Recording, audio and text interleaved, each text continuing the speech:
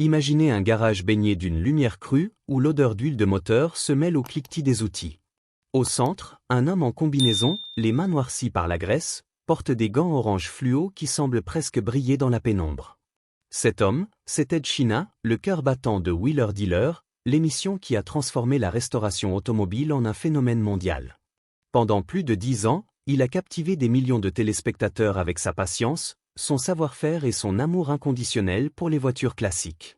Ses explications claires, son calme légendaire et sa capacité à redonner vie à des épaves rouillées ont fait de lui une icône pour les passionnés de mécanique.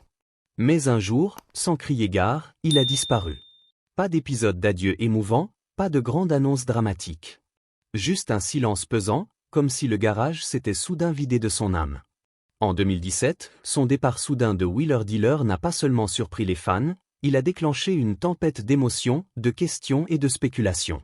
Pourquoi Ed, le mécanicien génie, l'homme qui incarnait l'authenticité de l'émission, a-t-il tourné le dos à un programme qu'il avait aidé à construire?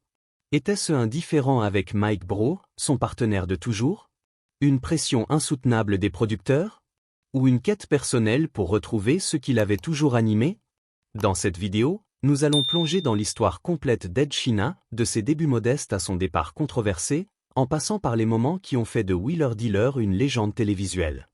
Attachez vos ceintures, prenez une clé à molette, et remontons le temps, boulon par boulon, pour découvrir la vérité derrière l'un des départs les plus marquants de la télévision automobile. Pour comprendre Ed Sheena, il faut remonter à ses racines, à une époque où il n'était qu'un gamin curieux errant dans les rues tranquilles du Surrey, une banlieue paisible au sud de Londres. Né le 9 mai 1971, Edward John Sheena grandit dans un monde où les jardins bien entretenus et les maisons en briques rouges semblaient immuables. Mais derrière cette apparence sage, Ed bouillonnait d'une énergie différente. Dès son plus jeune âge, il était attiré par tout ce qui était mécanique. Les jouets en plastique ne l'intéressaient pas longtemps, il préférait démonter les vélos de ses voisins, les vieilles horloges de la maison, ou même le moteur de la tondeuse à gazon de son père, abandonné dans le garage familial. Chaque objet était un mystère à résoudre, chaque pièce une réponse à une question qui le hantait. Comment ça marche? Si un mécanisme fonctionnait, il voulait comprendre pourquoi. S'il était cassé, il voulait savoir ce qui n'allait pas. Cette curiosité n'était pas un simple passe-temps d'enfant, c'était une obsession, une vocation qui allait définir toute sa vie. À l'adolescence, Ed passait ses week-ends dans des casses automobiles, fouillant parmi les carcasses rouillées pour dénicher des carburateurs, des pistons ou des courroies qu'il pouvait ramener à la vie. Pendant que ses amis jouaient au football ou traînaient dans les centres commerciaux, lui s'enfermait dans le garage familial, entouré d'outils, avec l'odeur d'huile de moteur pour seule compagnie. Ses parents, à la fois amusés et perplexes, le laissaient faire, reconnaissant que leur fils n'était pas comme les autres. Cette passion brute l'a conduit à la South Bank University de Londres, où il s'est inscrit pour étudier le design de produits et l'ingénierie. Mais même là, Ed ne rentrait pas dans le moule. Les autres étudiants suivaient le programme, soumettaient des projets standards pour valider leur crédit. Ed, lui, voyait l'ingénierie comme une toile vierge, un espace où il pouvait laisser libre cours à son imagination. Pendant que ses camarades concevaient des prototypes prévisibles, une chaise ergonomique, une lampe fonctionnelle, Ed rêvait de quelque chose d'absurde, d'audacieux, de totalement inattendu. C'est dans cet esprit qu'il a donné vie à son premier chef-d'œuvre, le Casual Lofa. Imaginez un canapé de salon, le genre de meuble moelleux où vous vous affalez pour regarder un match ou une série. Maintenant, imaginez ce même canapé équipé d'un moteur, d'un système de direction, de roues robustes, et même d'une plaque d'immatriculation légale pour circuler sur la route. Le Casual Lofa n'était pas juste un gag, c'était une prouesse d'ingénierie, un mélange improbable de fonctionnalité et de délire créatif. Quand Ed a pris le volant, ou plutôt, le coussin haut de ce canapé motorisé pour la première fois, il a attiré les regards incrédules des passants dans les rues de Londres. Les gens s'arrêtaient, prenaient des photos, riaient, secouaient la tête. Les journaux locaux en ont parlé, puis les médias nationaux. Ed Sheena, le mec bizarre qui faisait rouler des meubles, devenait une petite célébrité. Mais pour Ed, le Casual Lofa n'était pas une quête de gloire. C'était une déclaration, une preuve que les limites imposées par les conventions n'avaient pas de sens pour lui. Avec assez de créativité et de savoir-faire, tout était possible. Ce projet, aussi farfelu soit-il, incarnait sa philosophie, ne pas se contenter de réparer, mais réimaginer, détourner, transformer. Le Casual Lofa n'était que le début, un premier pas vers une carrière où l'innovation et l'audace allaient devenir sa marque de fabrique. En mars 1999, Ed décide de canaliser cette énergie créative dans une entreprise, Comfy Banana Limited. Le nom, aussi excentrique que ses idées, reflète parfaitement son état d'esprit. Cette société n'a pas pour but de produire des voitures de série ou des gadgets commerciaux. Non, elle est dédiée à la création de machines aussi absurdes que fonctionnelles, des objets qui défient l'imagination tout en prouvant que la mécanique peut être une forme d'art. Parmi ses créations les plus emblématiques, on trouve un cabanon de jardin motorisé, conçu pour battre des records de vitesse Guinness, et un chariot de supermarché géant, capable de transporter des passagers à travers un parking. Chaque projet est un défi, un mélange de ludisme et de précision technique qui attire l'attention des médias et des passionnés. Le cabanon motorisé, par exemple, n'était pas juste un abri de jardin avec un moteur. C'était une prouesse d'ingénierie, avec un châssis renforcé, un système de suspension adapté, et un moteur soigneusement calibré pour atteindre des vitesses improbables. Quand Ed l'a présenté lors d'un événement automobile, il a non seulement décroché un record du monde, mais il a aussi captivé un public fasciné par son audace. Les journalistes étaient là, les caméras tournaient, et Ed, avec son sourire discret et ses gants oranges, expliquait calmement comment il avait transformé un simple cabanon en véhicule. Ce n'était pas de l'arrogance, c'était de la passion, pure et simple. Mais malgré cette notoriété naissante, Ed restait fidèle à ses racines. À Bracknell, dans son garage Gris-Monkey, il continuait de réparer des voitures pour les clients du coin. Ce n'était pas un garage comme les autres. Pas de chaîne de montage, pas de réparations expéditives. Chaque voiture était une occasion d'expérimenter, d'innover, de raconter une histoire. Un client arrive avec une vieille Triumph Spitfire qui refuse de démarrer. Ed passe des heures à diagnostiquer le problème, expliquant chaque étape avec une patience infinie. Quand la voiture repart, rugissante, le client emporte plus qu'un moteur réparé. Il emporte une leçon, une compréhension nouvelle de sa machine.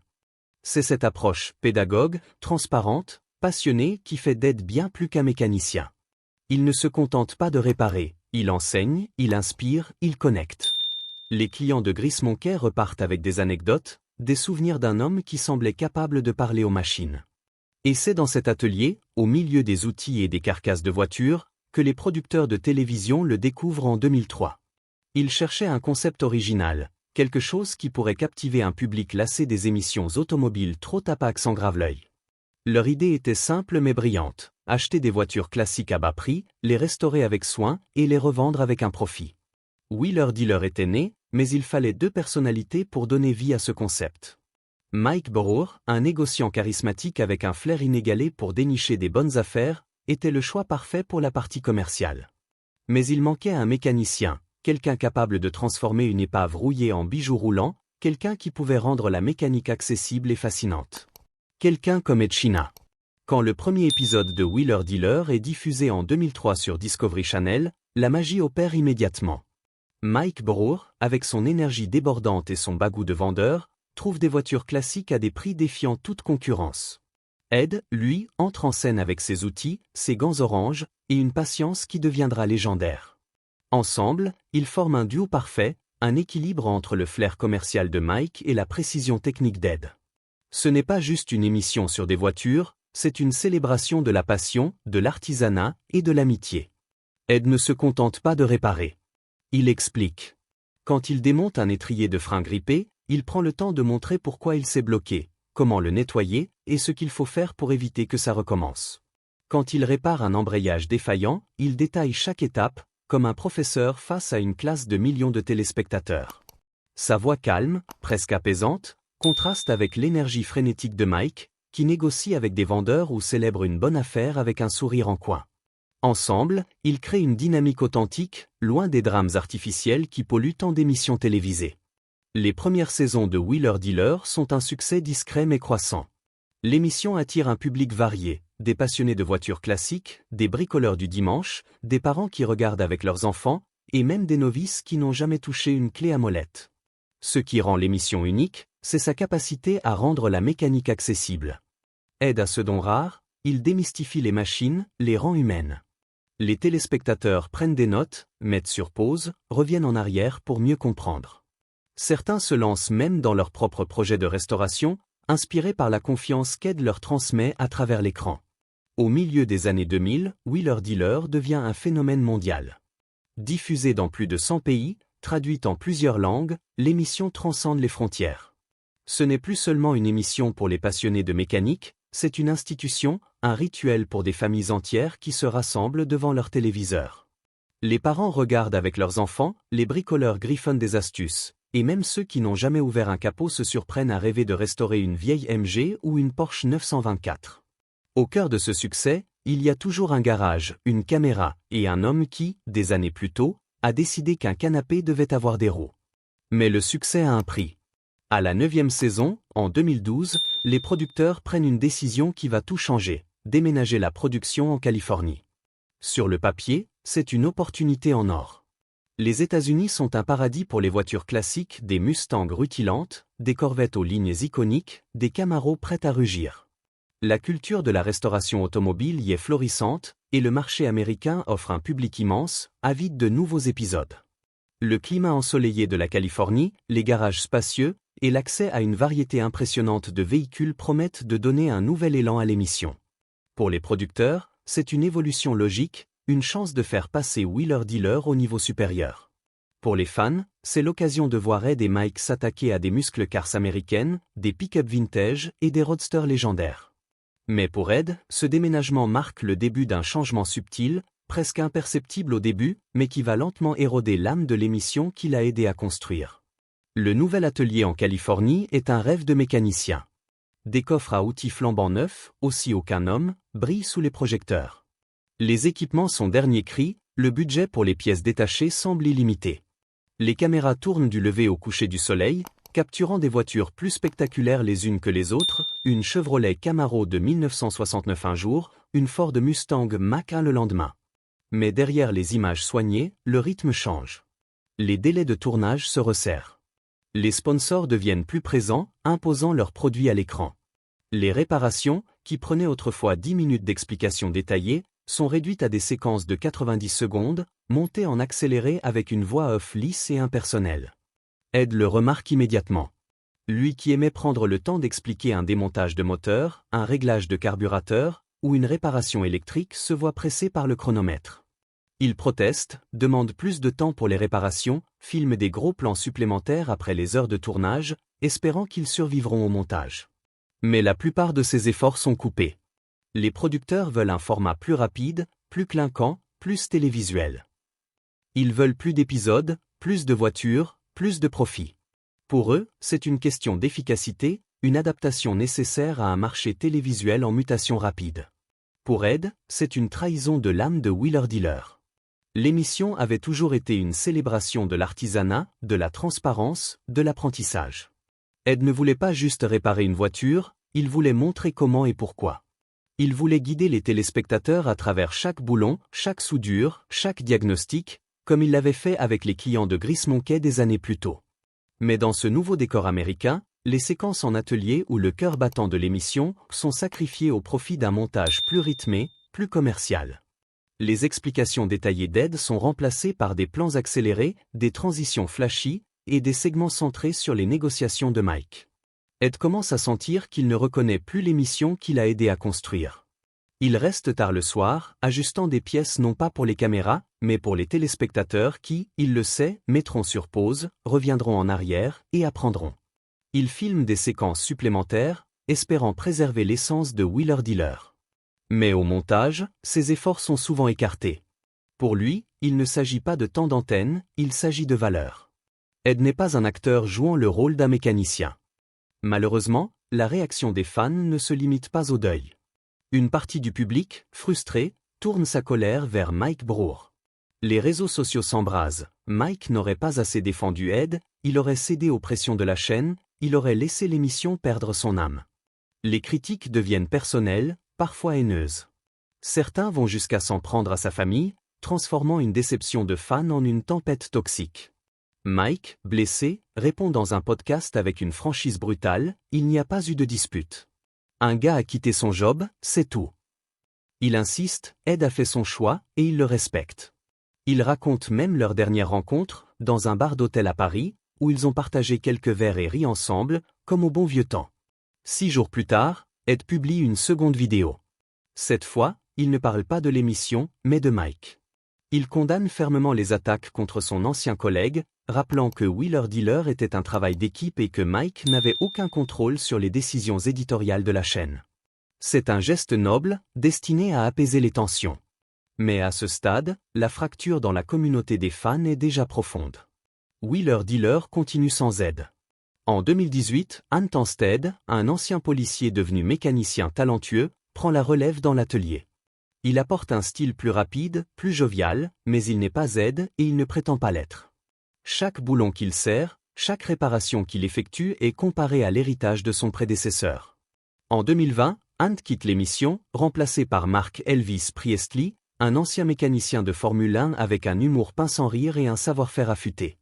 L'émission retourne au Royaume-Uni, dans un nouvel atelier, et maintient des audiences solides. Mais pour beaucoup de fans, quelque chose manque.